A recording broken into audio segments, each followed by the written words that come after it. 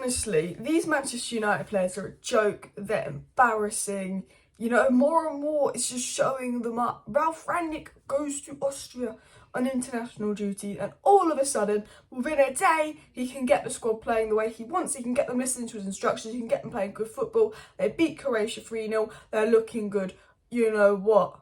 It's like every single manager would be able to get any other team playing but Manchester United. And why is that?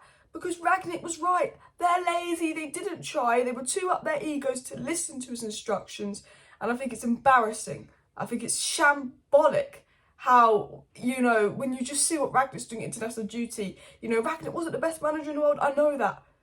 But I tell you what, if these players had listened, if these players had tried, if these players had put the effort in and cared and weren't selfish and lazy, he would have done a better job. Because that team, I think, is good enough to get top four. Not anymore now, because look at the freaking midfield. I don't know if you've seen on Twitter where they compare our midfield to the Real Madrid midfield, but oh my. But we know Ten Hag's got some shocking training changes for United players.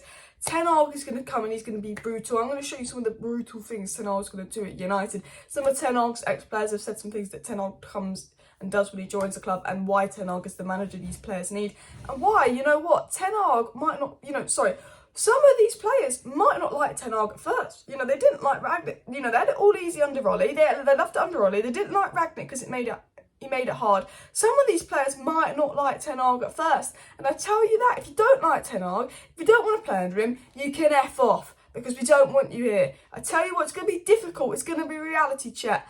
But I can guarantee you Ten Hag is the man. So The Athletic did a report about, you know, the Austria squad and Rangnick, and they said sources close to the Austrian national team say the players have completely brought what Rangnick is selling them. Well done, they're professional footballers buying what a manager sells them. The only club in the world that has players that arrogant that think they're too good to listen to a manager is Man United. He also said there thought to be no issue among the group concerning what a disaster of a tenure his Man United thing that turned out to be. They don't care he failed at Man United. They still listen to him. They don't care that he's not got a great CV. They're still going to listen to him because they're professional footballers with the right attitude. David Alaba also came out and said he has been really good. You can see we have a really good plan and you can see it works for us on the pitch. He doesn't want to let opponents breathe air. It's good for us. David Alaba said that. And David Alaba also said he didn't have a lot of time at Manchester United. He's a really good plan and he knows a lot about football. David Alaba just praising Ralf Rangnick already because he's a good tactician. He's not that bad of a manager. He just had to work with spoiled, egotistical players that didn't want to work with him, complained, put out leaks about him, threw him under the bus, didn't care, fake injuries, fighting in training, and players that literally would just ignore his instructions. You know, reports came out how he would tell a player where they come on to do that and then he'd ignore him. No wonder Elanga played so much, because at least he listened. You know? Maybe if we'd got our fitness up or something, or listened, it'd been a bit better. Also, Ten Hag was obviously shocked by the lack of fitness at Man United, and obviously reports have come out that Ten Hag watched Man United, who was shocked by the lack of fitness, and Ten Hag's number one priority is to get the team fit, and that the beginning of pre-season training is going to focus on intense fitness training. But also Ten Hag wants to address the dressing room issues at United. I think it's fitness and dressing room issues at Man United, which seem to be Ten Hag's priority, as well as hopefully getting the transfers in that he wants. Murta, hurry the F up. We're 3 weeks away from pre-season and you've signed no one. Ten Hag wants two midfielders, he wants a defender, he wants a fullback and he wants a striker.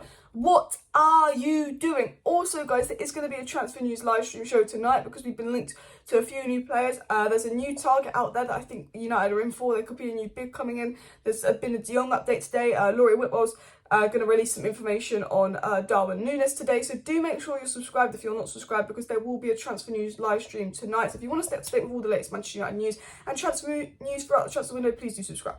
Back in to some other stuff as well. But Ten Hag obviously wants to address the dressing room issues. Ten Hag wants to get United fit, and the beginning of training is going to be focused on fitness for Man United players, which is exactly what they need, because we are incredibly unfit. Everton had 2.5 days off, we had a week off, and they still ran 10 kilometres further than us.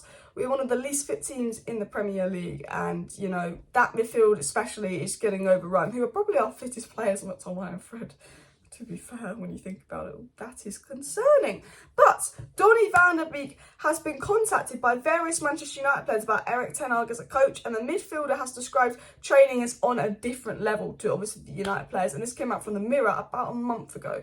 Van der Beek told Manchester United players that Ten Hag is intense, a perfectionist who does one-on-one training himself. He controls every aspect of players, including diets. Luke Shaw, watch out. No, I'm joking. I do like Luke Shaw. The basic message was he's not one to cross, one strike, you're out.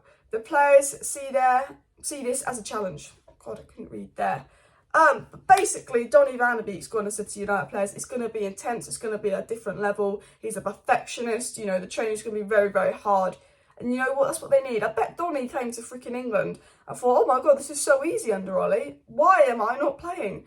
I've had to do intense training under Ten Hag, fitness, pressing training drills under Ten Hag, where actually tactics and intelligent plays and stuff are implemented. And under Ollie, all I've got to do is pass the ball and go, all right, protect Maguire and counter. Protect Maguire and counter. How am I not playing? You know, Ollie's training so easy, but Ten Hag's training is going to be intense. It's going to be more fitness-based. It's going to be more one-on-one. It's a perfectionist. He wants to control everything, which is, I think, what the United players need. So, Marsman, who's currently at Inter Miami, who's worked with Ten Hag at 3 different clubs, did come out and say, I really like him as a coach, but he's very demanding, though. He said at first, he changed Ajax a lot. In training, he demanded a lot of the team. At first, they were unsure. They were like, we're already playing at a high level. Why are we doing this? Why aren't we doing this every day?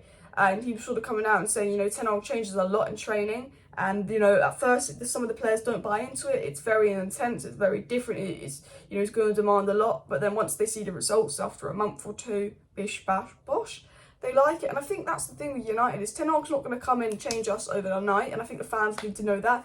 It's going to take a couple months to implement what he wants to do because it's so different to what we've done. And we saw that Rangnick tried to make that slight change from Ollie, but we're like that.